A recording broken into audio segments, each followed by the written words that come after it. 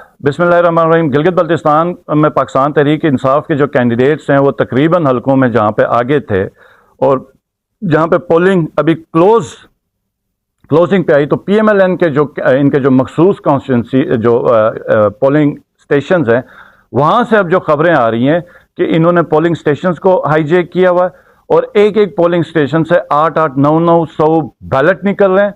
और जो कुछ मेरी अपनी कॉन्स्टिट्यूंसी में जो एक पोलिंग स्टेशन है जो पहाड़ी इलाका है जहाँ पे पिछले 2023 के इलेक्शन में हार्डली 500 वोट कास्ट हुए, तो वहाँ से अभी 800-850 की खबर है कि जो रिजल्ट हमें बताया गया कि वो आए हुए 80% का टर्न आउट। गिलगित सिटी में नहीं है, हुंजा में 80% का नहीं है, वहाँ पे तकरीबन 30% का टर्न आउट जा रहा है जो हम लोगों ने इस वक्त सुबह से हम फिगर्स ले रहे हैं।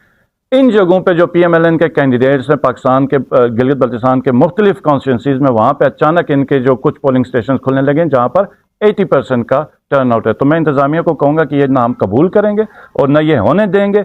इस सब की जिम्मेदारी अगर इस तरह का होगा और इलेक्शन हाईजैक करने की कोशिश की होगी तो ये तुम होगे जिम्मेदार इंतजामिया के और तुम लोगों के हैंडलर्स होंगे। हम बर्दाश्त नहीं करेंगे और फिर वो हाल होगा गिलगित बल्तिस्तान में कि आप याद रखेंगे और जिम्मेदार भी आप होंगे।